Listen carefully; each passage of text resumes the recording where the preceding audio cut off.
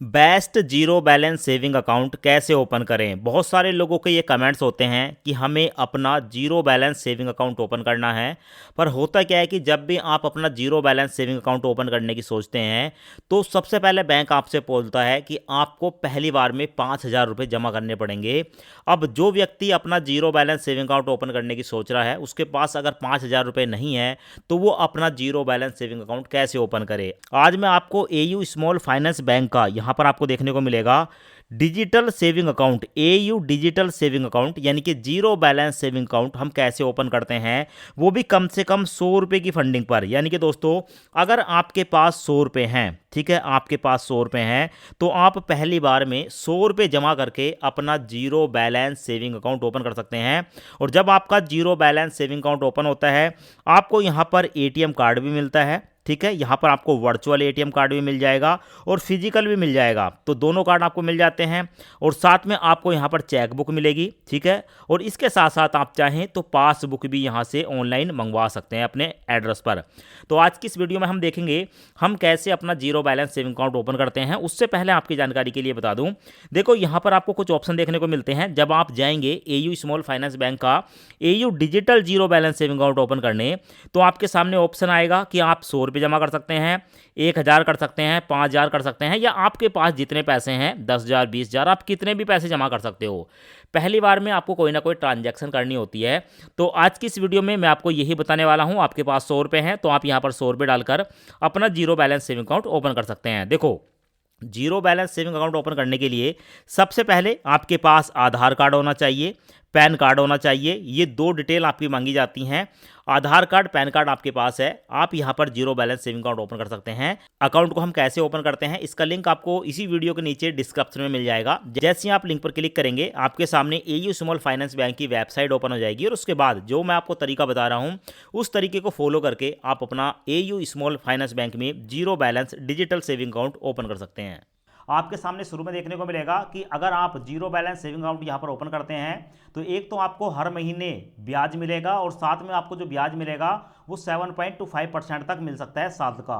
यहाँ पर आपको एक ऑप्शन देखने को मिलेगा, नीचे स्क्रॉल करेंगे, स्क्रॉल करने के बाद यहाँ पर देखने को मिलेगा mobile number link with Aadhaar card. तो आपके आधार कार्ड के साथ जो आपका फ़ोन नंबर है उस फोन नंबर को यहाँ पर डालेंगे। फोन नंबर डालने के बाद नेक्स्ट पर क्लिक करेंगे, परमिशन को अलाउ करेंगे। आपके मोबाइल नंबर पर एक ओटीपी आएगा, ओटीपी ऑटोमेटिक फैच हो जाएगा और फैच होने के बाद आपके सामने ये वाला इंटरफेस आएगा। यहाँ पर आप अपने पैन कार्ड का नंबर डालेंगे।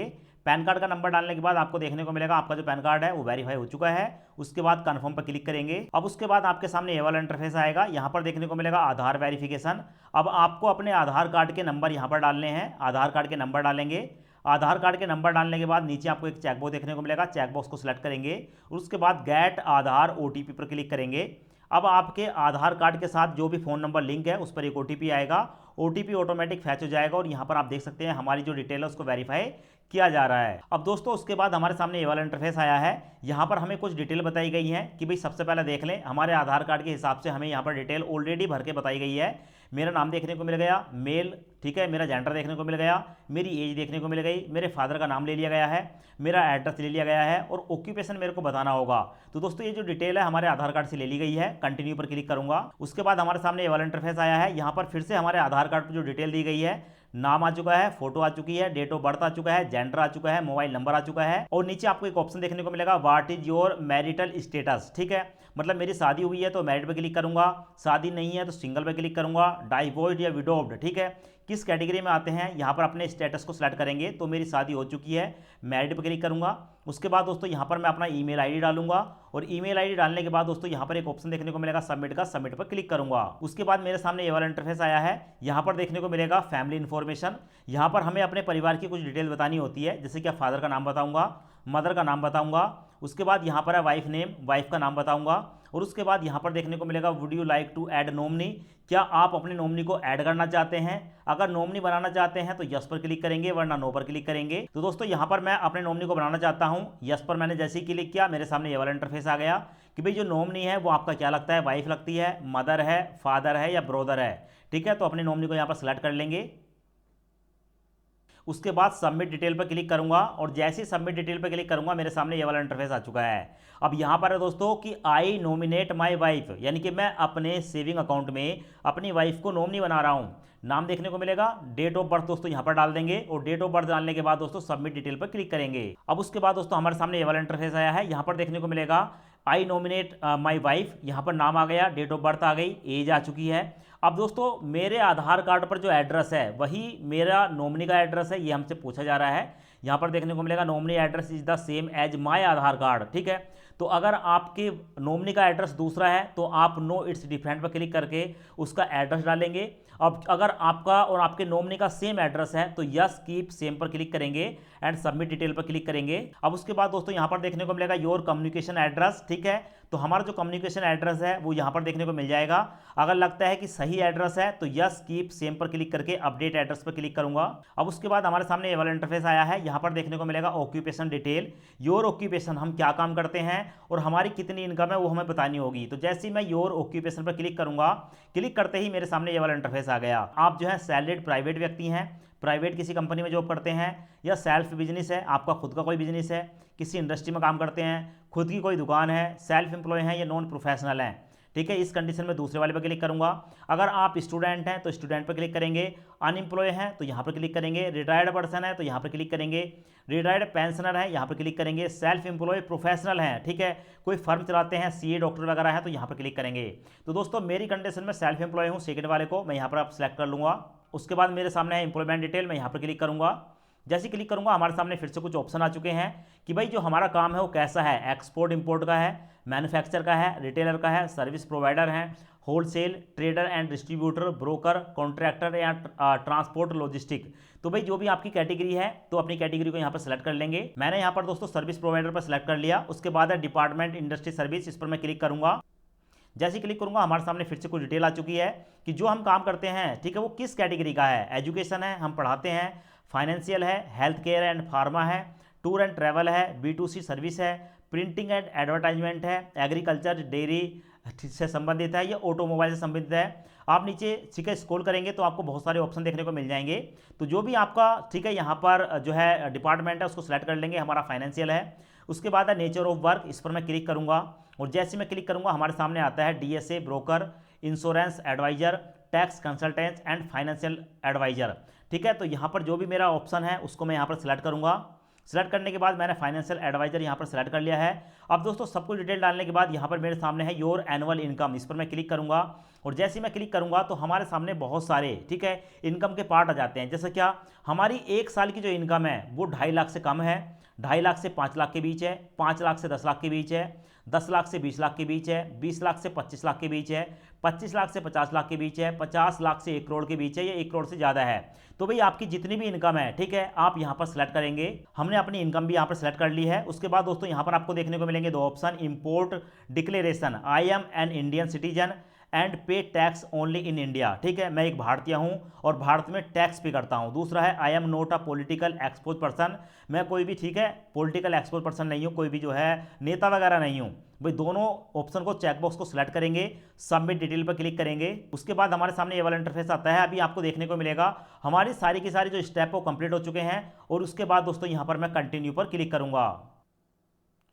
उसके बाद फिर से हमारे सामने ये वाला इंटरफेस आता है। अब हमारे सामने है फाइनल रिव्यू। हमें बताया गया है कि अभी तक आपने जो भी डिटेल दी है एक बार अपनी डिटेल को देख लें, डेट ऑफ बर्थ देख लें, मोबाइल नंबर देख लें, कम्युनिकेशन एड्रेस देख लें, जो भी डिटेल आप अपनी तरफ से दे रहे हैं एक बार पूरी डिटेल को पढ़ लें। इसके साथ साथ हमें यह भी बताया गया है कि भाई हमारी जो ब्रांच होने वाली है AU बैंक में, उस ब्रांच का यहाँ पर एड्रेस भी आ चुका है। बताया गया है कि आपके शहर में अगर कोई और ब्रांच होगी तो चेंज पर क्लिक करके आप अपने ब्रांच को चेंज भी कर सकते हैं। तो हमारे केस में सब कुछ ठीक है। उसके बाद दोस्तों सब कुछ ठीक होने के बाद मैं कन्फर्म डिटेल पर क्लिक करूंगा और जैसी डिटेल पर क्लिक करूंगा हमारे सामने ये वाला इंटरफेस आया है। यहां पर देखने को मिलेगा जस्ट फॉर यू, बताया गया है कि average balance 5000 per month, AU saving value, ठीक है, ये एक अकाउंट है जो कि बताया गया है। यहां पर आकर घबराना नहीं है। यहां पर आपको एक नीचे ऑप्शन देखने को मिलेगा एक्सप्लोर अदर अकाउंट टाइप। अगर आप यहां पर क्लिक करेंगे चूज द अकाउंट पर, तो यहां पर आपको एवरेज करना पड़ेगा अपने बैंक का बैलेंस 5,000 रुपये पर मंथ, ठीक है। तो ये वाला अकाउंट हमें ओपन नहीं करना है। नीचे आपको देखने को मिलेगा एक्सप्लोर अदर अकाउंट टाइप, इस पर क्लिक करेंगे। जैसे क्लिक करेंगे हमारे सामने ये वाला इंटरफेस आएगा। यहां पर देखने को मिलेगा AU digital saving account, average balance 0 per month. यानी कि दोस्तों इस अकाउंट को मेंटेन करने के लिए किसी भी पैसे की जरूरत नहीं है। नीचे देखने को मिलेगा get 25% discount on annual local rental. तो भाई हमारे लिए यही अकाउंट है, यही जीरो बैलेंस अकाउंट है। इसी अकाउंट को हम ओपन करेंगे। अकाउंट ओपन करने के लिए नीचे आपको एक ऑप्शन देखने को मिलेगा और ऑप्शन में है चूज द अकाउंट, इस पर क्लिक करेंगे। और जैसे क्लिक करेंगे दोस्तों हमारे सामने ये वाला इंटरफेस आ गया। अब यहाँ पर हमें बताया गया है कि भाई देखो यहाँ पर ना अकाउंट हम 2 स्टेप में कंप्लीट कर सकते हैं। सबसे पहले तो अकाउंट ओपन करते समय हमें यहाँ पर कुछ ना कुछ फंडिंग करनी पड़ेगी, यानी कि पहली बार हमें कुछ ना कुछ यहाँ पर पैसे जमा करने पड़ेंगे। तो भाई यहाँ पर आप कम से कम 100 रुपये जमा कर सकते हैं, 1,000 कर सकते हैं या 5,000 कर सकते हैं। ऐसा इसलिए क्योंकि जब भी हम अकाउंट ओपन करते हैं, अगर आप किसी दूसरे बैंक में भी जाएंगे, स्टेट बैंक में या पीएनबी बैंक में, तो वहाँ पर भी पहली बार में आपसे कुछ ना कुछ पैसे जमा कराए जाते हैं। तो भाई पहली बार में हमें कुछ ना कुछ अमाउंट जमा करनी है। आप चाहो तो 100 रुपये जमा कर सकते हो, 1,000 जमा कर सकते हो या 5,000 जमा कर सकते हो। मेरे केस में मैं यहाँ पर दोस्तों अमाउंट जमा करूँगा 5,001 रुपये, जिनकी जो अमाउंट है उससे भी ज़्यादा अकाउंट जो है जमा करने वाला हूँ। और दोस्तों इससे होगा क्या कि हमारी एक ट्रांजैक्शन हो जाएगी। 5,001 की अमाउंट करूँगा तो हमारा एक पॉजिटिव इमेज जाएगा बैंक के पास की जो कस्टमर है अच्छा कस्टमर है, ठीक है। तो ऐसी कंडीशन में सब कुछ ठीक रहता है। तो मैंने 5,001 रुपये डाल दिया। आप चाहें तो यहाँ पर 100 रुपये या 1,000 रुपये भी डाल सकते हैं। उसके बाद दोस्तों प्रोसीड पर क्लिक करूँगा।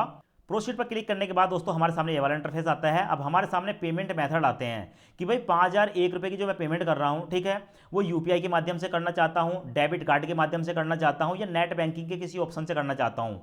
तो मैं यहाँ पर ऐड यूपीआई पर क्लिक करूँगा और अपनी एक यूपीआई आईडी को यहाँ पर पेस्ट कर दूंगा। यूपीआई आईडी आ चुके हैं। वेरीफाई पर क्लिक करूंगा और जैसे ही वेरीफाई पर क्लिक करूंगा हमारी जो यूपीआई आईडी है वो वेरीफाई हो चुकी है। उसके बाद प्रोसीड टू पे पर क्लिक करूंगा।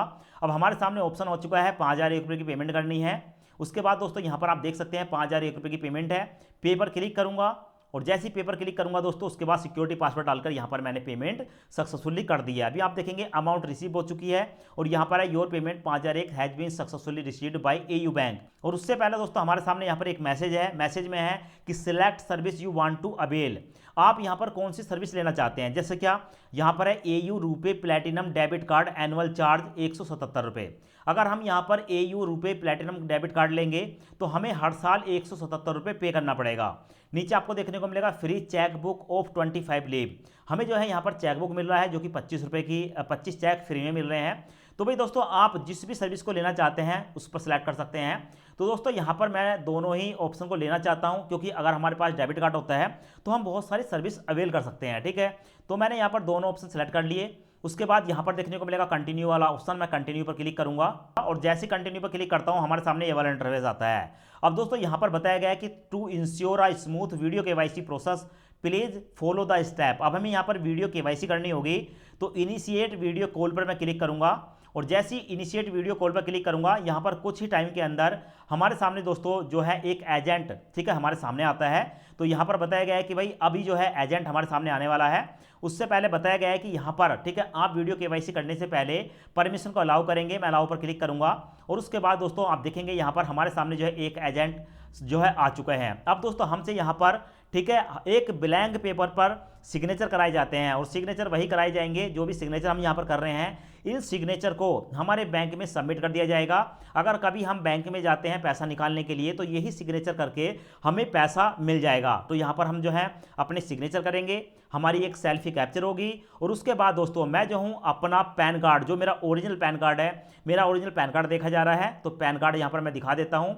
अब उसके बाद दोस्तों यहाँ पर हमारी जो वीडियो केवाईसी है वो कंप्लीट हो जाती है और एजेंट की तरफ से बताया जाता है कि कांग्रेचुलेसन, आपकी जो वीडियो केवाईसी है वो सक्सेसफुली सबमिट हो चुकी है। उसके बाद दोस्तों हमें अपनी जीमेल आईडी पर जाना है और जो हमने जीमेल आईडी दी थी उसी मेल पर हमारा जो है यहाँ पर अकाउंट नंबर देखने को मिल जाएगा और हमें बताया जा रहा है कि यहाँ पर आपका डेबिट कार्ड, चेकबुक, ठीक है, और एक वेलकम गिफ्ट ये जो है आपके एड्रेस पर जल्द ही 7 दिन के अंदर आपको डिलीवर कर दिया जाएगा।